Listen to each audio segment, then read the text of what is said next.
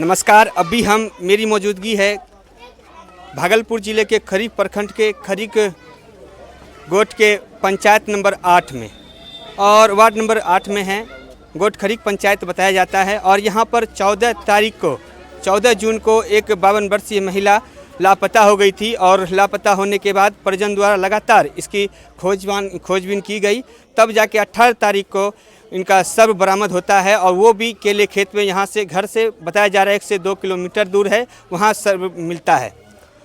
Police प्रशासन द्वारा शव को कब्जे में ले लिया गया और शव को कब्जे में लेने के बाद परिजनों का कहना है कि अब तक शव हमें नहीं मिला है। पोस्टमार्टम करने के बाद शायद पुलिस की कौन सी जांच टीम आई थी जो कि शव को लेके चली गई है। लेकिन आज का डेट, आज 20 तारीख है, 20 जून है। आज हिंदुस्तान या कोई भी अखबार है, 2-3 अखबार का कटिंग दिखाया गया मुझे, उसमें लिखा गया है कि सब बरामद कर लिया गया, सबकी पोस्टमार्टम कर ली गई और परिजनों को सौंप दिया गया।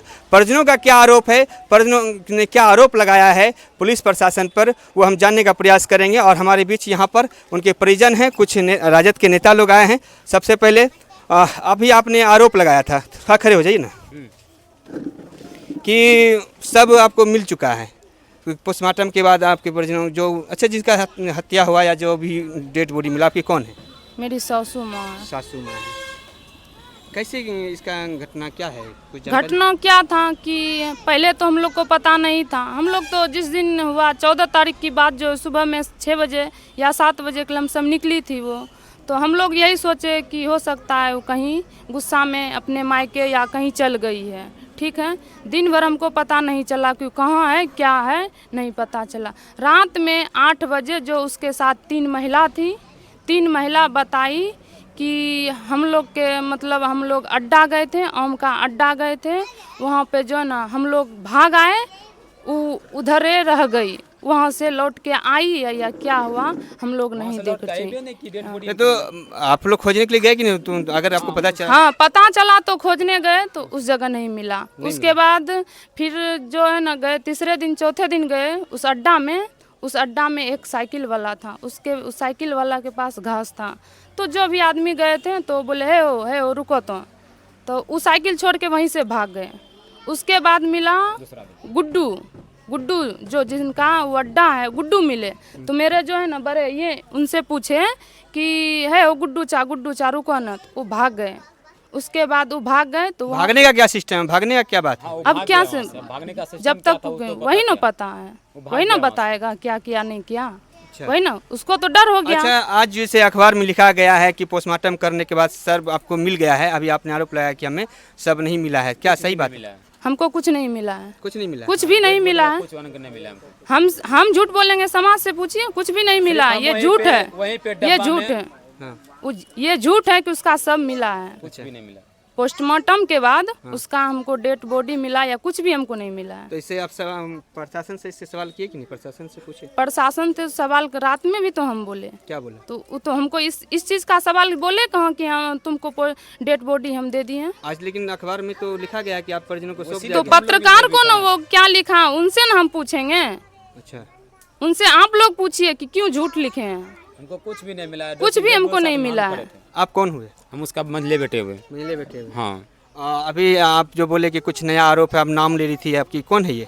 ये मेरी पत्नी है। अच्छा, किस पे आपको शंका है कि हत्या कर दिया गया है? हटिया देखिए, उस मैं जो मतलब स्थिति देखी बॉडी का, तो उसका बसा से मिला और उस आदमी को बुलाया गया कि आप रुकिए, हमसे बात कीजिए कि मेरी मम्मी यहाँ से गायब हुई है।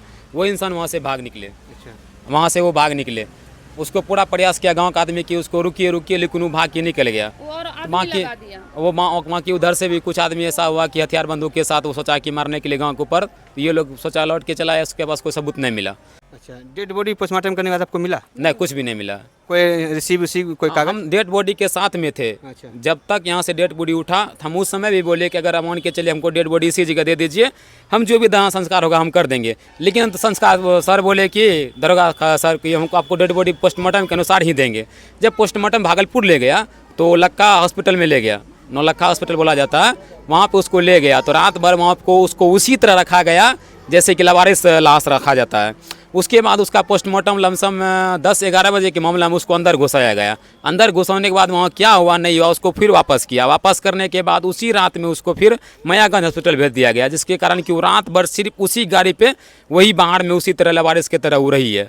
उसके बाद तक मतलब जो ना लमसम 10 बजे उसके बाद हम खरीक थाना गए कि सर देखिए मेरी लाश अभी तक जो रखा हुआ है उसके ऊपर कुछ कार्रवाई नहीं किए हैं, तो मतलब इसका मतलब क्या, तब हमको डेड बॉडी दे दीजिए, हम चला के अपना संपन्न करेंगे। वो बोला कि नहीं कार्रवाई होगा। तो वो लोग बोला कि हम रात भर सोए नहीं हैं ठीक से, अभी सोए हैं। तो लमसम वो 9-9:30 बजे फिर हम उसके साथ में गए, तो वहाँ पे एक डब्बा का बॉक्स बनाया गया खरीक में ही, खरीक ये थाना के थोड़ा सा आगे वहाँ पे बॉक्स बनाया गया। बॉक्स हम लेके एक टेम्पू पे बैठ के गए, जिसमें कि 4 मतलब डोम जाति का इंसान था और हम थे, और ये 2 मतलब थाना का अधिकारी था, वो होम गार्ड के माध्यम में। एक लड़का था मुरारी नाम का लड़का एक था, वो मेरे साथ में था। यानी कुल मिला के 5-6 आदमी वहाँ पे। फिर हम रिटर्न गए तो मेरी मम्मी वहीं पे मान के चलिए कि डेड बॉडी उसी जगह रखा था मयागंज में। मयागंज में रहने के बावजूद ना उसको बोला कि बड़ा बू आएगा तो उसके बाद बातचीत होगा। बड़ा बू आया। डेड बॉडी है कहाँ? और वही मयागंज में अभी भी है? नहीं अभी बता रहे हैं सर, डेड बॉडी मयागंज में था। उस जगह उसके मतलब पैकिंग किया उसमें बॉडी में, डब्बा में, उसके ऊपर सील मोहर लगाया गया, वाइट कपड़ा से पहनाया गया, उसी जगह लॉक किया, उसको फिर से लक्का हॉस्पिटल लेके गया। हाँ, 9 लक्खा हॉस्पिटल उसको लेके गया, उसी जगह वहाँ पे बोला कि हम इसको अंदर में रख रहे हैं, आप लोग यहाँ से जाइए। तो पूछे ना कि आखिर इसको क्या कीजिएगा आप लोग? हाँ, ये बोला कि किसको कम से कम इसके ऊपर जो है ना बॉडी के अनुसार से इसका मतलब हमको पता नहीं चला, इसका हम मतलब हड्डी का जांच लेंगे। अच्छा, इसमें जांच के लिए रखा गया है? हाँ, इसमें आपको मान के चलिए कि 2 महीना भी लग सकता है, 3 महीना का लास्ट टाइमिंग रहता है, हो सकता है 15 दिन के भी मिलेगा। इस माध्यम हमको उतना पता नहीं चला। मेरे साथ में हम सिर्फ अकेले थे उस डेड बॉडी के साथ में लास्ट समय तक। कौन बोला ये? हाँ, ये मेरे बड़े बू छोटे बू था, उसका नाम थाना से बोला गया? हाँ, थाना से, खरीक थाना से बोला गया। अच्छा, आपको क्या लग रहा है कि हत्या है कि आत्महत्या है या कुछ? हत्या है। हत्या है? हाँ। किस पे आरोप है आपका? इसमें शंका के अनुसार गुड्डू को ही मतलब महत्व को ज़्यादा। अच्छा, हाँ। अब देखिए हमारे बीच जो हैं 2 राजद के नेता हैं और यहाँ घटनास्थल पे आए हैं। गौतम कुमार प्रीतम जी हैं और संतोष कुमार तिवारी जी हैं। सबसे पहले संतोष जी से, सर आप यहाँ आए हैं और ये बहुत बड़ी घटना हुई है, और जिस तरीक़ा से 52 साल की महिला के साथ जिस प्रकार से आरोप लगाया कि गलत करने के बाद, दुरुपयोग करने के बाद उसकी हत्या कर दी गई, और जो गड्ढा मालिक थे, मकान वो ज़मीन प्रति मालिक थे, उन पे आरोप भी लग रहा है, क्या कहेंगे आप? मुझे पता चला कि अम्बो गांव में इस तरह का जो है कि घटना हुआ है। घटना तो लापता 14 तारीख को घटना। हाँ, 14 तारीख को लापता इन्होंने थाने में ये कराया, लेकिन अभी तक थाने से जो रिपोर्ट आया, थाने में बात किया इन्होंने गौतम प्रीतम जी ने, तो पता चला कि अभी तक ले जो है कि FIR नहीं हुआ है। और FIR जो है ना इनको FIR का कॉपी दिया गया है, ना इनको सब दिया गया है, बल्कि पेपर में तो सब के बारे में जानकारी दिया कि सब जो है पीड़ित परिवार को हैंड ओवर कर दिया गया है। आज अखबार की सुर्खी में भी लिखा गया है। यह घटना बहुत ही दुष्प्रभाव हमारे समाज में दिखाई दे रहा है। हमारे जो नौजुवक हैं, जो हमारे जो महिलाएं हैं, इन सबों के ऊपर जो है कि बहुत ही बड़ी एक तरह से दुष्प्रभाव है, और ऐसा घटना नहीं होना चाहिए। अभी हम थाने में जा रहे हैं, पता करते हैं क्या सच्चाई है। क्या इसको लेके तेजस्वी जी सक्रिय होंगे या राजद पार्टी सक्रिय? हमारे नेता तेजस्वी जी तो इस तरह की घटना को बहुत ही ज़्यादा सीरियस लेते हैं, और साथ में मतलब जो है कि इस घटना के बारे में जो है कि वो जानकारी हम दे रहे हैं उनको भी कि ऐसी तरह की घटना हुई है। ये थे संतोष कुमार तिवारी जी, राजद नेता हैं, और हमारे बीच एक सामाजिक न्याय आंदोलन से उभरे हुए नेता राजद के हैं गौतम कुमार प्रीतम जी। सर 1 मिनट खड़े हो जाएं तो। सबसे पहला सवाल कि सर आप कल भी यहाँ आए थे और लगातार पीड़ित परिवार से आप मिलने आते हैं, और पीड़ित परिवार का आरोप, सीधा आरोप है कि उनकी हत्या हो गई है। हत्या करने के बाद सबको जो है पोस्टमार्टम के बहाने या किसी कारण अब तक प्रशासन के कब्जे में है, मेडिकल कॉलेज इस तरह से बताया जा रहा है, तो आप इसको कैसे देखते हैं? देखिए, सबसे पहले तो जिस तरह से एक पूर्व पंच, 2 बार ये पूर्व पंच रही हैं, एक तो जनप्रतिनिधि रही हैं, दूसरी महिलाओं के प्रति जो आज समाज का सबसे घिनौना रूप सामने आ रहा है, और कोई अगर आम चुनने चला गया, अगर 1-2 आम उठा ही लिया, तो उसके बदले में किसी की हत्या हो जाए, बलात्कार हो जाए, और उस पूरे हत्या बलात्कार को तेजाब से जला करके उसे छुपाने की कोशिश की गई है। और जब ये लोग गए, बहुत बात आपके सामने भी नहीं आया है, जिस गुड्डू उसका सनगही नाम है, चौधरी है, राय है, गुड्डू सनगही नाम है, तो वो भागता ही नहीं है। जब ये लोग ढूंढने जाते हैं तो दोबारा फिर आता है राइफल लेके। ये बात सामने है ना, पूछिए सच्चाई है कि नहीं है। मतलब है कि हाँ हम करेंगे भी और तुम कुछ बोल नहीं सकते हो। तो अन्याय के खिलाफ ही आवाज़ लगाने के लिए गौतम कुमार प्रीतम को लोग जानता है। महीखंड जो धमदाहा गांव में है, वहाँ 14 साल के बच्ची के साथ यही हुआ। लेसी सिंह से लेकर तमाम लोग उन लोगों को बचाने का कोशिश कर रहा है। आज हत्या हो गई, बलात्कार हो गया, पोस्टमार्टम में चला गया, थाना पुलिस सभी चले आए।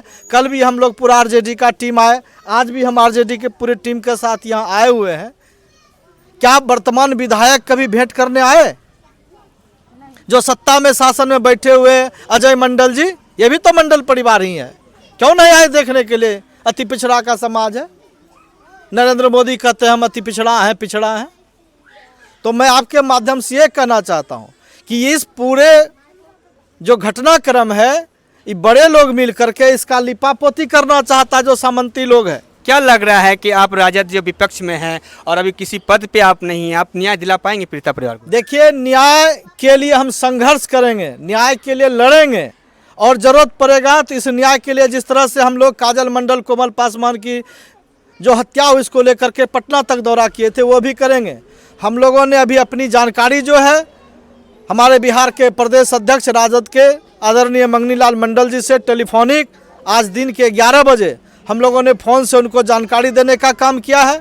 आदरणीय हमारे नेता तेजस्वी यादव जी के जो ऑफिशियल टीम है, हमने उनसे बातचीत की है और वहां से आश्वासन मिला है कि जल्दी ही हमारे आपके यहाँ से कोई न कोई नेता को तुरंत जांच के लिए भेजा जाएगा।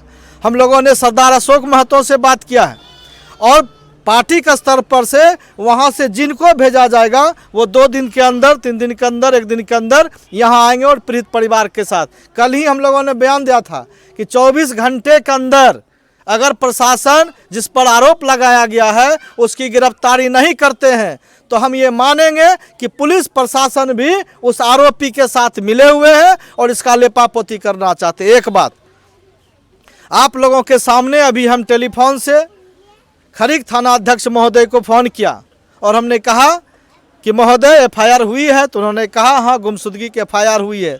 हमने कहा कि क्या फिर से एफआईआर होगा?